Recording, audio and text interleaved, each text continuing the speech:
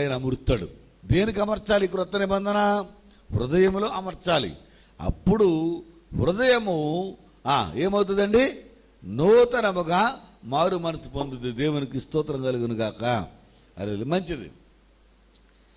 ఇదినాన్ని క్రొత్త నిబంధన పొందుకున్న మనలో ఆదరణకర్త ఏం చేయబోతున్నాడో కొన్ని మాటలు మనం చూస్తున్నాం. ఇక్కడ అంటాడు, ఆలోచన చెప్పువారు లేని చోట ఉద్దేశ్యములు వ్యర్థమగును. ఎప్పుడైనా ఒక మాట మనం మాట్లాడుకున్నప్పుడు మనకి ఎవరో ఒకరు ఆలోచన చెప్పేవారు అయి ఉండాలి. చాలామంది నాకేం చెప్పుకున్నావు, నాకు అన్నీ తెలుసు అంటాం. తప్పది మనం చేసింది.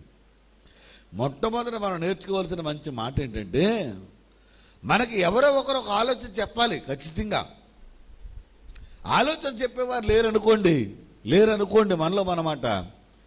దాని వలన ఆలోచన చెప్పేవారు లేరనుకోండి, లేని చోట ఉద్దేశములు వ్యర్థమవుతాయి. అంటే జరగవలసిన పని జరగకుండా ఆగిపోద్ది. అలాగే తినవలసిన తిండి తినకుండా ఆగిపోతాం. ఒకవేళ ఆలోచన చెప్తే సంపాదించుకోవాలనుకో, ఆ సంపాదన లేకుండా ఆగిపోతాం. అంటే మూర్ఖత్వం అంటారు దాన్నే. కొంతమంది ఎవరి మాట వినరు.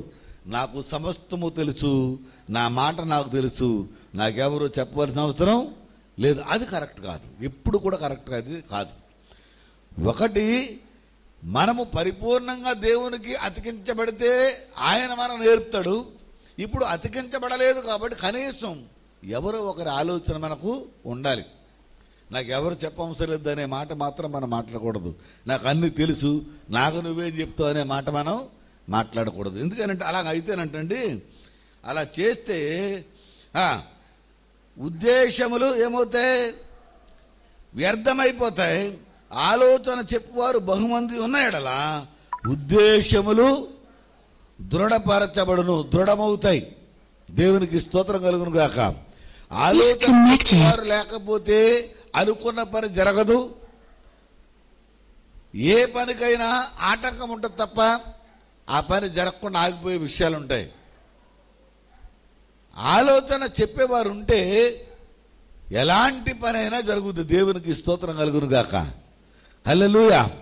ఎలాంటి పని అయినా జరుగుద్ది. దృఢమైన పని అంటే బలమైన కార్యాలు మనం సాధించగలుగుతాం. హల్లెలూయా. దృఢము అంటే బలమైనది, బలిష్టమైన వాటిని కూడా గెలవగలుగుతాం. మనము చేయలేని కార్యాలు చేయగలుగుతాం. ఆలోచన చెప్పేవారు ఉండి 10 మంది ఆలోచన మీద మనం ఎదరికెళ్తాం నేర్చుకోవాలి ఎప్పుడు కూడా. అందుకని ఎప్పుడైనా ఒక మాట మాట్లాడుతున్నప్పుడు మనము ఆలోచన చేసుకుంటూ నేర్చుకోవాలి. ఇది చేస్తే ఎలా ఉంటుంది, చేయకపోతే ఎలా ఉంటుందో ఆలోచన చేయాలి.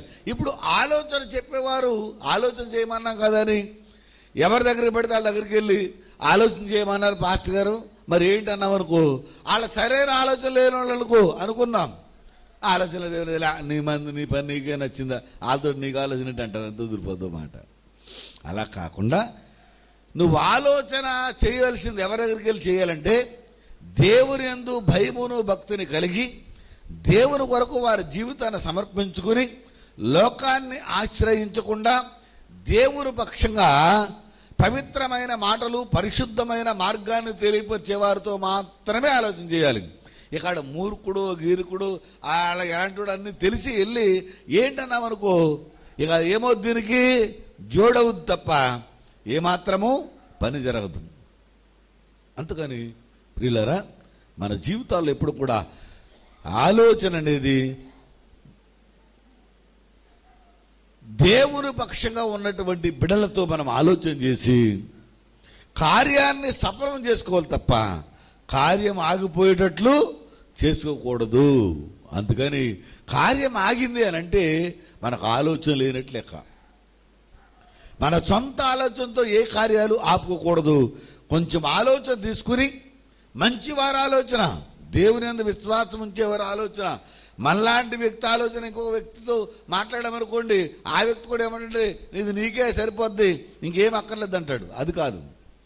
దేవునికి సంబంధించి దేవునితో కలిసి జీవించే వారితోటి మనకు ఆలోచన తట్టకపోతే ఆ భయము భక్తితో పాటు దేవుని పక్షంగా ఎవరి జోలికి వెళ్లకుండా, ఎవరితోనూ ఉండకుండా, ఎవరి మాటలు వినకుండా, ప్రార్థన చేసుకుంటూ, వాక్యం చదువుకుంటూ, ఎవరిని ఏమనకుండా, ఏ ద్వేష పగలు లేకుండా దేవుని వరకు జీవిస్తున్న వారితో ఆలోచన చేసుకుంటే వాళ్ళ మంచి మార్గం తెలియపరుస్తారు. నాయనా, లేకపోతే అమ్మా నువ్వు ఆలోచించింది కరెక్టే కాబట్టి నువ్వేం చేయాలంటే దేవుని కృపను బట్టి ప్రార్థన చేయి. లేకపోతే పలానా నువ్వు ప్రార్థన చేసుకుని వెళ్ళు, దేవుడు సహాయం చేస్తాడు, ఇలా ఏదో ఒక మంచి మాటలు చెప్తారు. అప్పుడు కార్యము అభివృద్ధి జరగడం ప్రారంభమవుద్ది. అతి బలమైన కార్యాలు జరిగించుకుంటాం. ఆలోచన లేకుండా మనం నచ్చినట్టు నాకు తెలిసే అనుకున్నాం అనుకోండి, అక్కడతో కార్యాలన్నీ ఏమవుతాయంటండి, పాడైపోతాయంటండి. జరగవలసిన గొప్ప కార్యాలు జరగకుండా నాకు తెలుసు అన్న ఒక్క మాట వల్ల అన్నీ పాడైపోతాయంట. అలా పాడు చేసుకోవడం ఎందుకు మనకి? దేవుని వాక్యం ఏం చెప్పింది? దేవుని యందు విశ్వాసం ఉంచేవాడు ఎవరికి ఆలోచన తీసుకో. అలా మంచి ఆలోచన చెప్తారు, ప్రార్థన చేయమంటారు, వాక్యం చదువుకోమంటారు. లేకపోతే నువ్వు వెళ్లే ముందు వాళ్ళని చోటుకి వెళ్ళే ముందు ఇలా చేయంటారు. లేకపోతే తోలనాడొద్దంటారు, కొట్టొద్దంటారు, తిట్టొద్దంటారు, జాగ్రత్తగా ఆలోచించుకోమని చెప్తారు. అలా కాలేదనుకోండి వాళ్ళు ఇష్టం వచ్చినట్టు చేస్తారు. కాబట్టి ఇక్కడ ఏమంటాడంటే చూడండి, ఆలోచన చెప్పువారు లేని చోట ఉద్దేశములు వ్యర్థమగును. ఆలోచన చెప్పువారు బహుమంది ఉన్న ఎడల ఉద్దేశములు దృఢపడును. దేవునికి స్తోత్రం కలుగును గాక. ఆలోచన చెప్పేవాళ్ళు ఉంటే మంచి ఆలోచన, దేవుని పక్షంగా మన కార్యాలన్నీ దృఢంగా చేసుకుంటాం. మనకి ఏ భయము ఉండదు, అన్ని కార్యాలు జరిగించుకుంటాం. ఇది లేదు, అది జరగలేదు, అది అలాగైపోయిందేంటి అనే భయము ఆందోళన మనలో ఉండదు. తర్వాత 23, సరిగా ప్రత్యుత్తరం ఇచ్చువానికి దాని వలన సంతోషము పుట్టును. చూసారండి, ఇప్పుడు ఉదాహరణగా మనం వెళ్ళి ఒక మనిషిని, చాలామంది కొన్ని సార్లు అసలు పగ కోపం అనేది ఎప్పుడు విడిచిపెట్టాలి చెప్పండి? సూర్యుడు ఇప్పుడు ఉదాహరణగా దెబ్బలాడుకున్నాం, ఇప్పుడు మనలో మనమాట. మరలా సూర్యుడు ఉదయించేసరికి ఏం చేయాలంటే ఏం చేయాలి? సరిగ్గా చెప్పండి, ఏం చేయాలి? సూర్యుడు ఉదయించేసరికి వదిలిపెట్టాలా? వదిలిపెట్టద్దా? సంవత్సరాలైనా సరే, నాకు సంవత్సరాలైనా నీ మీద నాకు పగ ఉంది, నేను పగ తీర్చుకునే కొంతమంది పగ మనసులో పెట్టుకునే సంవత్సరాలు ఉంచుకుంటారు. ఏళ్ళు కొత్త దేవుళ్ళు, ఏళ్ళ పేరేంటి అమ్మా? కొత్త దేవుళ్ళు ఏళ్ళు. పగ ప్రతీకారం నాకు ఉందా పగ అంటే ఇదేం కొత్త దేవుడు అండి? ఏం దేవుడు ఇదేమి? నాకు సూర్యుడు ఉదయించేసరికి ఆ పగ ఉండకుండా మనం మర్చిపోవాలంట. అది దేవుని సంకల్పం, దేవుని యొక్క మాట అది. కాబట్టి నువ్వు ఎప్పుడైతే మర్చిపోతావో తర్వాత మరి ఒకవేళ నీతో దెబ్బలాడే వ్యక్తి వచ్చే నీతో మాట్లాడుతున్నప్పుడు సమానంగా మాట్లాడతావు. అప్పుడు దాని అర్థం ఏంటి? సంతోషం కలుగుద్ది ఎదుటి వ్యక్తికి. మనము ఈ ఏళ్ళ దెబ్బలాడినా కానీ రేపు పొద్దుట గమ్ముకొని పలకరించాం. నాతో దెబ్బలాడి నన్నే తిట్టి నన్ను అంటావేంటి అనకుండా, నేను మాట్లాడినప్పుడు నాతో మాట్లాడి మళ్ళీ నన్ను పలకరించి అలాగే చేద్దామన్నాడు చూడు. దాన్ని బట్టి ఇవతల వ్యక్తికి ఏమవుద్ది? సంతోషం కలుగుద్ది. ఏం కలుగుద్దమ్మా? అమ్మయ్యా, దేవుని యందు విశ్వాసం ఉంచి వారు ఇలా చేస్తే మంచిదా అని సంతోషం కలుగుద్దంట. కొంతమంది అలా కాదు, కొంతమంది కారణాలు లేకుండా, అది కారణం కాకుండా కూడా పగబడతా చూస్తారు చాలామంది. దేవుని సన్నిధి కూడా కాదని దేవుని సన్నిధిని కూడా మార్చేసేవాళ్ళు బోళ్ళు మంది ఉన్నారు. అదేంటో నాకు అర్థం కాదు, అసలు నాకు అర్థం కాదు. సమయోచితము కానటువంటి ఆలోచనలు మనలో ఉంచుకుని ప్రభు నామాన్ని మనము బాధపరచడం మంచిది కాదు. అందుకని నీవు ఎప్పుడైనా సరే చూడండి, సరిగా ప్రత్యుత్తరం ఇచ్చేవానికి దాని వలన ఎంతో సంతోషం. ప్రత్యుత్తరం. ఇంకొక మాట ఏంటంటే, రెండో అంశంలోకి వస్తే, ఒకటి నువ్వు చేసిన పాపమో కోపమో దెబ్బలాటలో ఇంకోటి మొత్తం మీద సూర్యుడు ఉదయించేసరికి విడిచిపెట్టి మాట్లాడడం నేర్చుకో. అవతల వ్యక్తికి సమాధానం చెప్పినా, నీవు అవతల వ్యక్తికి సమాధానం చెప్పినా అవతల వ్యక్తి సంతోషపడతాడు. దేవుని యందు విశ్వాసం ఉంచేవారు ఉద్దేశాలు ఎలా ఉంటాయన్నమాట. వాళ్ళు ఎంత దెబ్బలాడినా విడిచిపెడతారు తప్ప వాడి జోలికి వెళ్ళరన్నమాట. బాగుంది కదా? ఇక రెండో అంశంలోకి వచ్చామనుకోండి. రెండో అంశం ఏంటనంటే, ఉదాహరణగా ప్రియులరా, రెండో అంశంలోకి మనం జాగ్రత్తగా మెల్లిగా రెండో అంశంలోకి అడుగు పెట్టేశాం. మొదటి అంశం ఏంటి? వాళ్ళు దెబ్బలాడినా కానీ పట్టించుకోరు, వాటి గురించి ఆలోచన చేయరు, దేవుని పక్షంగా విడిచిపెడతారు తప్ప మనసులో వారు ఉంచుకోరు. అలాగే మళ్ళీ యథాతథగా మాట్లాడతారు తప్ప వారిలో కోపతాపాలు ఉండవు. దేవునికి స్తోత్రం కలుగును గాక. రెండవది, ఇప్పుడు ఒక సమాధానం అడిగామనుకోండి, ఒక వ్యక్తిని ఏదైనా మాట అడిగామనుకోండి, నీకు చెప్పాలా, అంత అవసరం అంటావా అంటే ఎలా ఉంటుంది? అలా కాకుండా అడిగిన వెంటనే ఇలాగండి, సరేలేండి, ఇలా చేస్తే బాగుంటుంది, అలా చేస్తే బాగుంటుంది, అలా చేద్దాం, ఇలా చేద్దాం అని చెప్తే సంతోషం కలుగుతుంది. దేవునికి స్తోత్రం కలుగును గాక. ఒకవేళ నీకు తెలియదు అనుకో, అది నాకు తెలియదు కానండి, ఒకవేళ దేవుని చిత్తమైతే అంటే అడిగిన ప్రశ్నకు సమాధానం చెప్పే విధానం తెలియాలి. పెద్దోళ్ళు అడుగుతున్నప్పుడు కూడా చిన్నోళ్ళని పెద్దోళ్ళు అడిగితే ఏంటి, కొంతమంది ఏమండి అనరు, ఏంటండి అన్న మాట కూడా రాదాలి నోటండి, ఏంటి చెప్పు, అలాగా చూద్దాంలే అంటారు. బాధ కలుగుద్ది అవతలకి. అదే చిన్నోళ్ళని అడిగారు అనుకో, లేకపోతే అతని మీద చిన్నోడు పెద్దోడిని అడిగాడు అనుకో, పెద్దోడు అలాగే నాయన అలాగేనండి చేద్దామంటే ఎవరికి సంతోషం కలుగుద్ది? చిన్నోడికి. ఆయన పెద్ద ఆయన ఉండి కూడా మన మాట గౌరవించాడు కాబట్టి చాలా సంతోషం అని పెంచుతుంటండి. అలా కాకుండా పెద్దోళ్ళు మా వయసుకి నీ వయసుకి ఎక్కడ ఏంటి అన్నారనుకో, ఇదేంట్రా బాబా అంటారు. అంటే మన మాట కూడా చాలా జాగ్రత్తగా ఎదుటి వ్యక్తితో మాట్లాడుతున్నప్పుడు గౌరవించి మాట్లాడి, అలాగే క్రమంగా మాట్లాడి మర్యాదగా మాట్లాడితే ఏమవుతుందండి అమ్మా, దానివలన సంతోషము కలుగుద్ది. చిన్నపిల్లలైనా కానీ వారు తలదించుకుని మాట్లాడతారు. ఇంకొక మాట, వారు పెద్దవారైనా కానీ, మాకంటే వయసులో పెద్దోళ్ళే కానీ మేము చిన్నోళ్ళకి వెళ్ళి మాట్లాడుతుంటే మా మాటకు కూడా సమాధానం చెప్తారు తప్ప మమ్మల్ని పల్లెత్తి మాట అనరు. నీకే తెలిసి ఎలా అన్న మాట కూడా మాట్లాడరు. ఏమడిగినా సమాధానం మంచిగా చెప్తారు. ఎంత బాగుంది, సంతోషపెడతారు. అలా సంతోషం కలిగించాలి ఎదుటి వారికి మన జీవితంలో. తర్వాత సమయోచితమైన మాట ఎంత మనోహరము. దేవునికి స్తోత్రం కలుగును గాక. సమయానికి ఏ మాట మాట్లాడాలో ఆ మాట మాట్లాడితే అది సంతోషము, మనోహరము. అంతేగాని సమయ సందర్భం లేకుండా మనం ఒక మాట మాట్లాడుతుంటే ఒకళ్ళు ఇంకో మాట మాట్లాడతారు. గొడవ ఒకటైతే లేదా ఏదైనా సందర్భం ఒకటైతే గొడవ ఇంకో రకంగా గొడవ పెడతారు. అంటే దానికి దీనికి పొత్తన లేకుండా గొడవ జరుగుతూ ఉంటుంది. జరిగిన విషయం ఒకటండి, మనం పడుతున్న గొడవ వేరు. దీనివల్ల ఏమవుతుందంటే సమయోచితమైన మాట ఎంత మనోహరం. సమయోచితంగా ఏమి అడిగామో దానికే మాట మాట్లాడితే సంతోషం. మనం అడిగింది ఒకటి, వాళ్ళు చెప్పేది ఒకటి అనుకోండి, మనకేమవుద్ది, బాధ కలుగుద్ది. అలా కాకుండా క్రైస్తవులమైన మనము, క్రొత్త నిబంధన పొందుకున్న మనము, వారు ఏమడిగితే దానికే సమాధానము చెప్పాలి. చాలామంది చాలా సునాయాసంగా ఏం మాట్లాడతారు తెలుసా, వీళ్ళతో మాట్లాడి మనం అన్ని చేతమంది కానీ నాకు తెలియదండి దాని గురించి, అసలు నాకు ఏమీ తెలియదు అంటారు. అది కరెక్ట్ కాదు. తెలిస్తే తెలుసున్న చెప్పాలి, తెలియకపోతే నిజంగానే తెలియదు అనాలి. తెలిసినా తెలియదని మాత్రం అబద్ధము ఆడకూడదు. తర్వాత 24, క్రిందనున్న పాతాళమును తప్పించుకొనవలెనని బుద్ధిమంతుడు పరమునకు పోవు జీవ మార్గమును నడుచుకొనును. దేవునికి స్తోత్రం చెప్పండి. హల్లెలూయా, హల్లెలూయా. క్రిందున్న పాతాళము ఎక్కడుంది? పాతాళలోకం ఎక్కడుందమ్మా? క్రింద పాతాళ లోకం ఉంది. ఈ క్రింద పాతాళ లోకం ఉంది కాబట్టి ఆ పాతాళ లోకమును తప్పించుకోవడానికి మనందరమును ప్రయత్నం చేయాలి. అంటే బుద్ధిమంతుడు అంటే ఎవరు?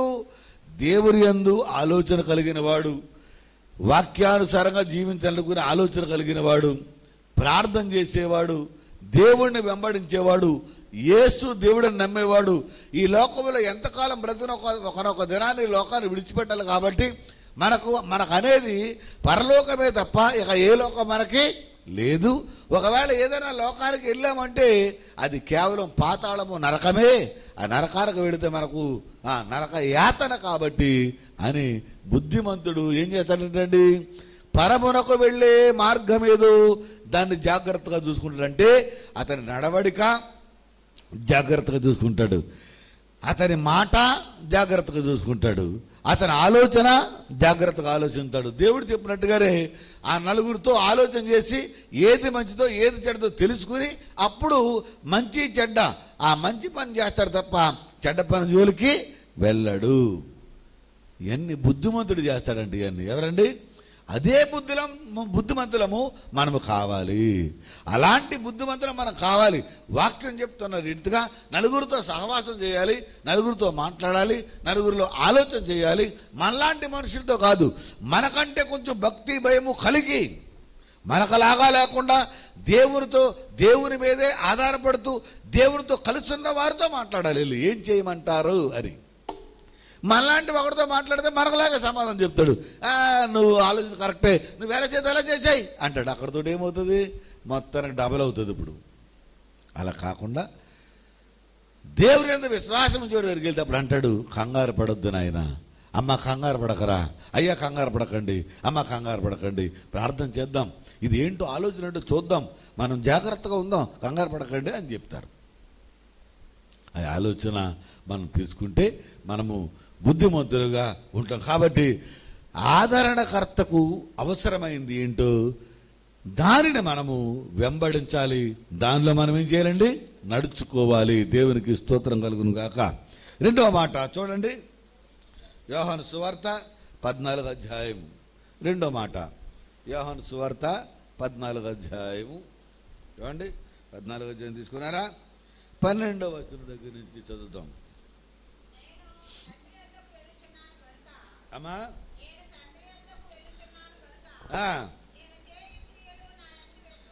నేను తండ్రి వద్దకు వెళ్ళుచున్నాను కనుక నేను చేయు క్రియలు నా యందు విశ్వాసముంచు వాడును చేయును, వాటికంటే మరి గొప్పవి అతడు చేయునని మీతో నిశ్చయముగా చెప్పుచున్నాను. దేవునికి స్తోత్రం కలుగును గాక. ఇప్పుడు ఈ లోకంలో నేను ఉంటుండగా నా యందు విశ్వాసముంచిన వారు ఎవరైతే ఉన్నారో కాబట్టి వారు నాకంటే గొప్ప క్రియలు చేస్తారంట. యేసుప్రభుని అన్నారు, ఆయన అన్నాడు, మీరు నన్ను చూచుతున్నారు అన్నాడు దేవుడు. ఏళ్ళంటారు పక్కన ఉన్న వాళ్ళు, ఎవరో శిష్యులు, ఆయన ఎలాగుంటాడో చూపించంటున్నాడు. ఆయన ఏమన్నాడు చూడండి, వాక్యాన్ని చూద్దాం, వాక్యానుసారంగా చూద్దాం. 5:14 అమ్మా. ఎక్కడికి వెళ్ళుచున్నావో మాకు తెలియదే, ఆ మార్గం ఎలాగూ తెలియనని ఆయన అడుగగా యేసు, నేనే మార్గమును సత్యమును జీవమును, నా ద్వారానే తప్ప ఎవడను తండ్రి యొద్దకు రాడు. ఈ మాట ఎవరిని బట్టి వచ్చింది? యేసు ప్రభువు నోటి ద్వారా తోమాను బట్టి. అందరు చెప్పండి. తోమ అంటే అనుమానస్తుడు. ఎలాంటి అనుమానస్తుడంటే తోమ ఎంత అనుమానస్తుడంటే, యేసు ప్రభు గాయాలు పెట్టారు, సిలువేశారు, యేసు ప్రభు లెగిచాడా? అయితే యేసు ప్రభు వస్తే నేనేం చేయాలి? యేసు ప్రభు గాయాలలో వేలు పెట్టి చూడాలి, అప్పుడు నమ్ముతానన్నాడు. అంత అనుమానస్తుడు అడుగుతున్నాడు, ప్రభువా ఏమని అడుగుతున్నాడు? ప్రభువా ఎక్కడికి వెళ్ళుచున్నావో మాకు తెలియదే, ఆ మార్గం ఎలాగో తెలియని ఆయనతో అడుగగా, నువ్వు ఎక్కడికి వెళ్ళిపోతున్నావు ఇప్పుడు? ఏంటి ఏమని చెప్పాడు? నా తండ్రి దగ్గరకు నేను వెళుతున్నాను అన్నాడు. ఈయనేమడుగుతున్నాడు? నువ్వు ఎక్కడికి వెళ్ళిపోతున్నావు అంటాడేంటి? మాకు ఎలా తెలుసు మేము రావాలంటే? అప్పుడు అన్నాడు, నేనే మార్గమును, నేనే సత్యమును, నేనే జీవమును, నా ద్వారానే తప్ప ఎవడును తండ్రి వద్దకు రాడు. హల్లెలూయా. వేరే నాయన తమా, నాతోనే ఉన్నావు ఎప్పటిదాకా, నాతో ఉంటూ నన్ను నమ్మకుండా ఉన్నావన్న మాట అంతే కదండి. మరి సేవకుడితో ఉంటూనే సేవకుడు నమ్మరు, చాలా మంది నమ్మరు. కాబట్టి అదే పరిస్థితి యేసుప్రభుకి వచ్చింది. సేవకుడు నమ్మరు చాలా మంది. సేవకుడితో ఉంటారు కానీ సేవకుడు నమ్మరు. మరి ఇదేం మనుషులు, తోమ లాంటి వాళ్ళు వీళ్ళంతా. వీళ్ళ భయంకరమైన అనుమానస్తులు. తోమాలు ఇవన్నీ పెద్ద తోమాలు, ఏళ్ళు గాయములు ఏం పెడతాడంట, వేలు పెడతాడంట అయ్యగారు. ఎలా రావాలి చెప్పంటే, నాతో ఉంటే, నేను చెప్పిన మాట వింటే, వాక్యానుసారంగా ఉంటే మీరు పరలోక రాజ్యానికి నా ద్వారా తప్ప వేరొక ద్వారా రారు అన్నాడు. తర్వాత చదవమ్మా.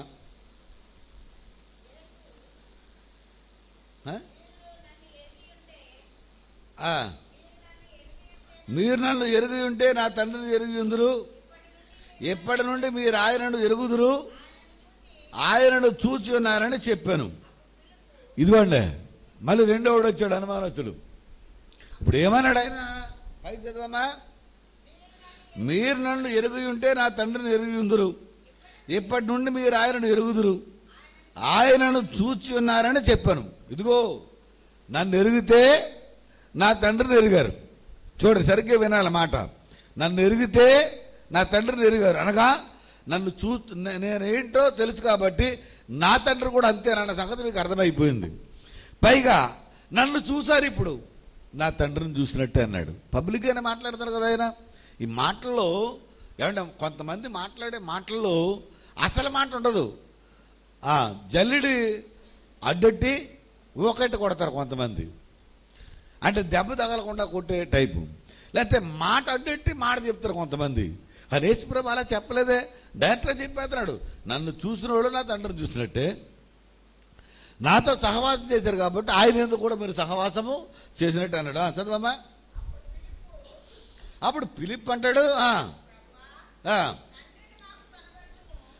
తండ్రిని మాకు కనపరచమంటాడు. ఏంటంటే నన్ను చూశారు, ఆయనను చూసినట్టు అన్నప్పుడు ఈయన ఆయన ఎవరు?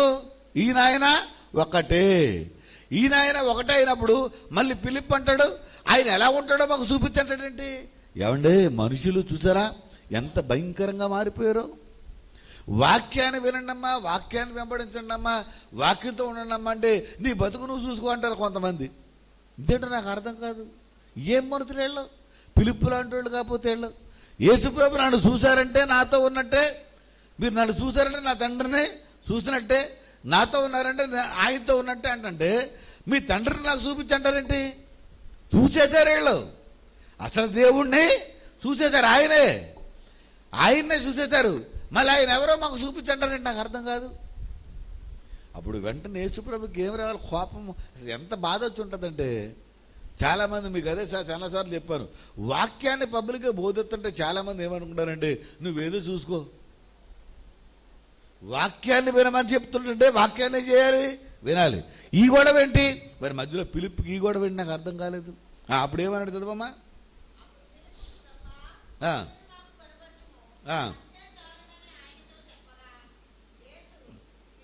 అప్పుడు పిలుపు, ప్రభువా తండ్రిని మాకు కనుపరచుము,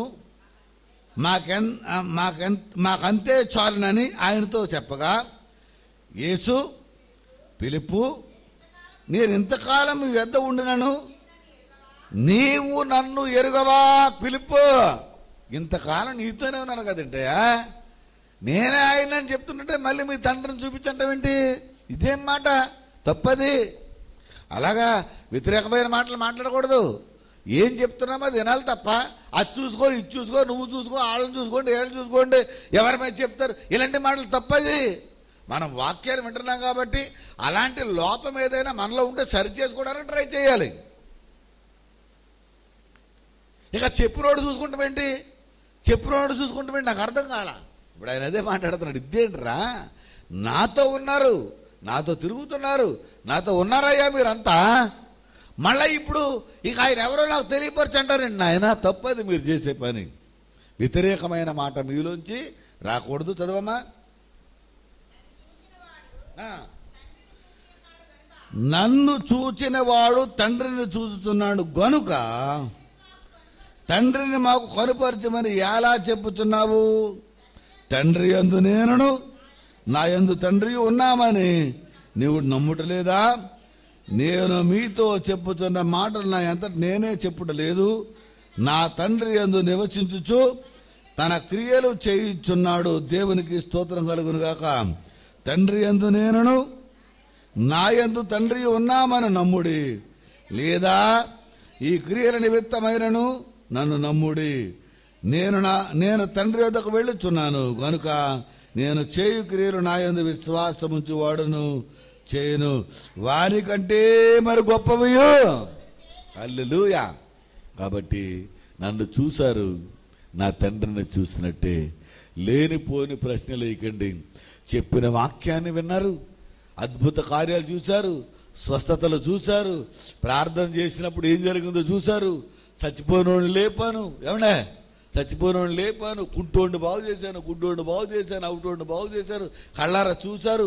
మీరు ప్రార్థన చేసుకుంటే మీకు కూడా ఏ కార్యం జరిగిందో మీరు చూశారు.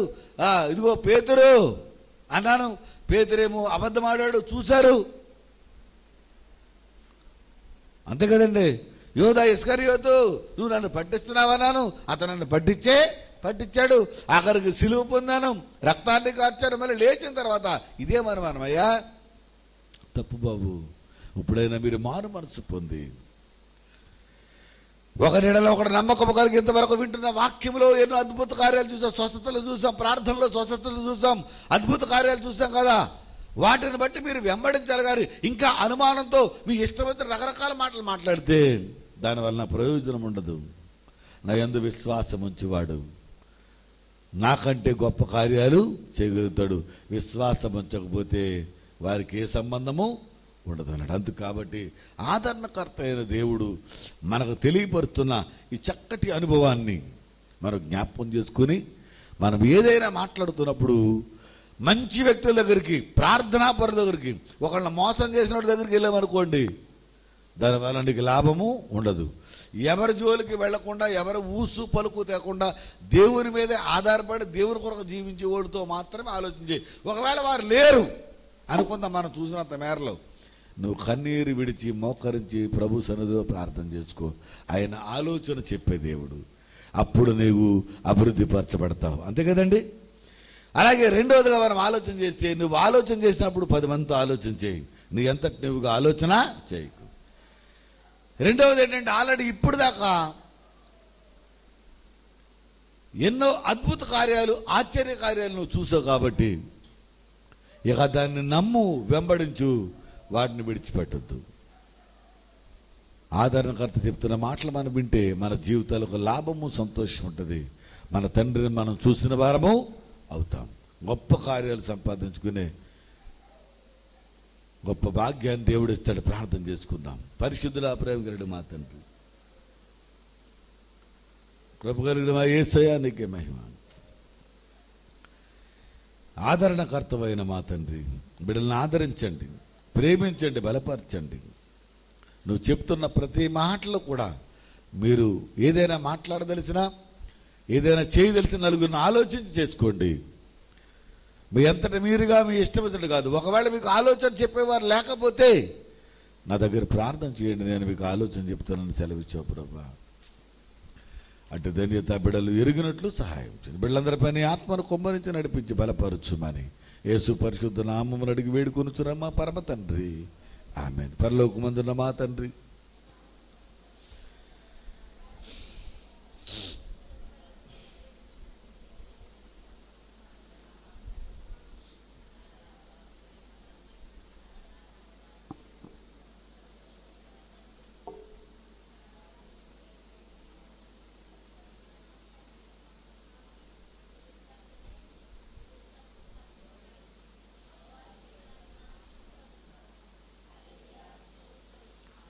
ఇప్పుడు మన తండ్రి అయిన దేవుని ప్రేమ, కుమారుడైన యేసుక్రీస్తు ప్రభుల వారి కృప, పరిశుద్ధాత్మ దేవుని యొక్క అన్యోన్య సహవాసము, కాపుదల, ఆదరణ, ఆశీర్వాదము కూడిన మనందరిపైనను యెరూషలేము క్షేమగుండులాగున ఆయన వచ్చి రాక పర్యంత వరకు సంపూర్ణమైన ఆయురారోగ్యం నడిపించి ఆశీర్వదించునుగాక.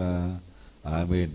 ఈ సాయం కాలమున యేసు ప్రభు వేడెదము నీ సుదయా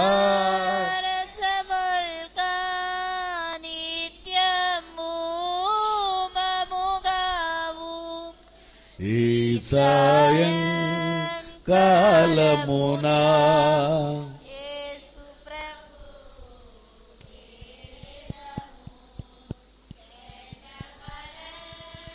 రాకుండా నడ్డాగించుము ప్రభో. బిడ్డలమో రాత్రిలో భీతి బాపుము తండ్రి. ఈ సాయం కాలమునా